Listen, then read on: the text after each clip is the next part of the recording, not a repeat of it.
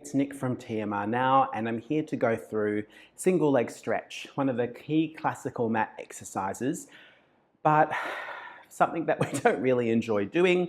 We often find a way of tuning out because there are harder things coming up, and we kind of save our energy for it and just kind of do this with the legs, and then don't really think about it. But I think it's a great exercise actually for beginning the process of learning how to open your groin and do the splits, and to really, you okay, buddy?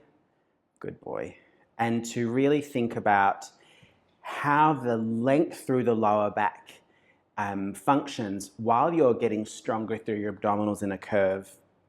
There are also other people at my studio who are strong as an ox, but the second the head comes off the table, they're up the creek. So I'd like to show an option for you to do that, and that's with either a chi ball behind the upper back, so the head is free, or even behind the head, and the magic circle. I'm sitting on a Kuna board, and these can be used for those of us who are a little bit flippy floppy in the pelvis, or those of us who are hip clunkers.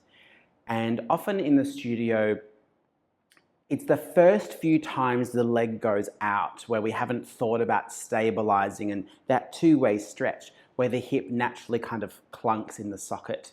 And we know that a lot of clients experience that kind of rubbing of the joints and the surrounding soft tissue, but it can be reduced by thinking about posture. So naturally, as the lower back arches and the long leg goes away, there's a lot of force at the front of the hip, and there's that rubbing and clunking. But if you can think about maintaining your length in your lower back, that doesn't mean flexed, it doesn't mean flat and rigid, but just maintaining what you have, that clunk and pressure and insufficiency goes away. And for some of us, it's by using a prop under the waistband or even lower towards the pelvis to keep us in reminding about that low back position. Okay, blah, blah, blah, let's do it. So single leg stretch, it's this one, right? Where the leg, one goes away and one pulls in. Now I like to think of it as a bow and arrow. So when the archer pulls back, anyone watch the recent Olympics? Gosh, they're amazing, those archers. This hand isn't slack, they're really creating that openness through the chest. And that's what you're doing in your single leg stretch. So as one leg comes in, you've created this long line between the toe and the shoulder on the other side. And then the power to hold your body still as you switch fast legs is what we're developing. So we've talked about that's what the action is. There are so many different hand positions you can have. I like to go with making sure that the technique of the center of the body is correct. Some people find the different hand positions just too distracting. Other people find that they can only center when they're doing those actions. So let's go through a few of them. I'm going to mishmash all that together, and I'm going to start with a fully inflated ball. Excuse me. It's a chi ball in the geranium scent. Hope you enjoy that. And the ball is going to go behind my head, just to give me some suggestion of flexion and that ability to move it without stressing the front of my throat. So, does that feel good? Yeah. If it's behind my shoulder blades, so that's your next step up. So if you're comfortable holding your head in this elevation, put the ball at the middle back. But if you're not, this'll do. Legs pull in, and you notice, I don't have a lot of hip flexion, it's just the shape of my pelvic sockets. But as I pull them in more, see how my tailbone lifts? Well, for a long time, we insisted in the Pilates world that your pelvis stayed in neutral and the tailbone didn't lift. That would limit my movement to here, and it's actually very uncomfortable. I don't have any active pathologies in my lower back, So if it's comfortable for you as well, bring your legs in as much as you can. I'm going to place both hands on my right knee and I'm pulling my elbows wide and actively pulling my right thigh in and stretching my pelvis away. So I'm not just kind of letting it bunch up. And as I do that, on the other side, my leg stretches out. Okay, let's just do one leg at a time. Thigh in, elbows wide, other foot away. And I say thigh and I say foot, but I mean whole leg, whole body. So separate, elbows wide, other leg away. Pull it in, reach it out. Okay, that's the basic action, huh? Now, let's think about pull wide and being, this here is the test and the strength, the switching. The switch is where the exercise is made. One personal problem I have is when people drop the leg. So they kind of out and drop. I don't know why it frustrates me. I know mechanically why, because it has a relationship to this rocking action. But I want you to think more about pushing away as if you're pressing the reformer out. Same angle with the foot bar, right, to the torso. Or think about going up front or step-ups on the Wonder Chair. That will completely transform how the pedal comes up if you think of single leg stretch. Let's go a little faster. Elbows wide. I'm pushing that pedal away. I'm pushing the reformer away. I'm pulling in away from the reformer, or I'm pulling in to the ceiling as my leg goes up on the electric chair. Okay, let's take a little break. So we've talked about control on the transfer and the split itself, trying to get that reach and muscularity to the movement and not just kind of flipping flopping. Let's think about, for those of us who are comfortable lifting our head and chest, what happens to the action when we do so. I'm going to start with my hands behind the head, so I'll get rid of the ball. And up I come.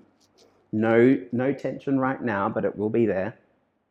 And the curl is through my kind of lower back, rib cage, and up. If I'm thinking bottom up, or if I'm thinking top down, my head comes to the level, breath in, and then I roll my rib cage down toward the pelvis, and then I fold my knees in, and then push the reformer away, and switch it over. And I'm gonna go to here, because this gives me today a whole lot of support. So I'm working that arm to leg connection, which really connects my guts and back. And as I make the switch, I'm telling myself, Nick, don't drop. Lift up, Nick, up, up, up. Lift up, Nick. I don't call myself Nick, by the way. I call myself Nicholas or Nicky.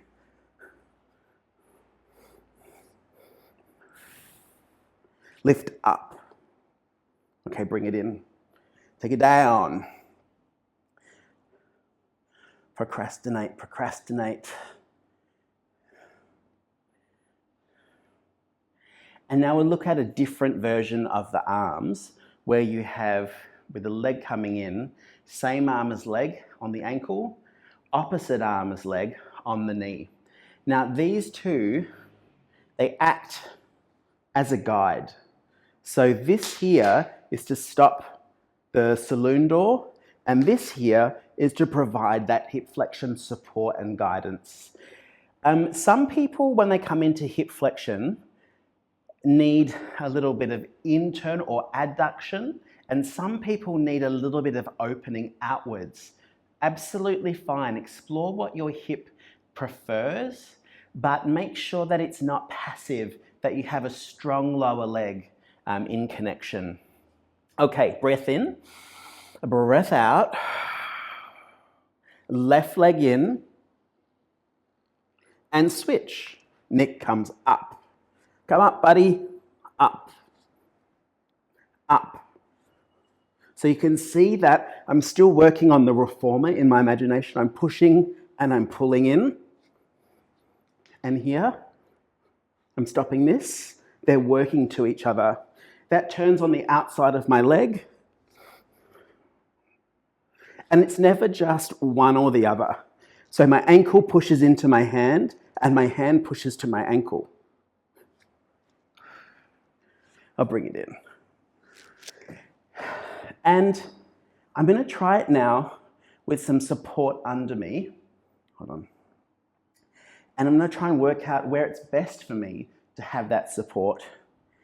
If it's too low, I actually just feel, I think this might be a little high, but if it's too low, like coming out this way, I feel very sensitive in my low back and a bit vulnerable. If my peach is hanging off the edge, so it's very individual as to where this goes. I know some people actually do it in an effective hang when your feet are on the floor. Think of semicircle on the reformer, but then when you pull the knees up, you're in almost an inversion. So if you want some more support, play around with a towel under your rib cage or under your pelvis and see what that does. This makes it harder for me to curl up, but it's way more comfortable on my low back. Now, if you want a stability challenge and to think about that, you'd put this down here. Now, it does for sure give me comfort, but it's all over, makes me roll everywhere. So it gives that different challenge, which we used to love in the early days of me teaching Pilates. It's not for me, but if it's for you, fab. And play with how inflated the ball is. So that was just one mini discovery of single leg stretch. There are so many ways to consider single leg stretch. I'd be remiss if we didn't, I just hope I was in camera shot by then. It'd be remiss to not consider taking it up into standing and thinking about pressing down on the electric chair or wonder chair to then go into stepping up and making sure that you have that connection that you manufacture on the floor in flexion into your standing wonder chair work as well. So pressing down through one leg so that the other leg can float in. I hope you enjoyed that, you classical Pilates nerds. See you very soon. We've got a double leg stretch shoot to film. Bye.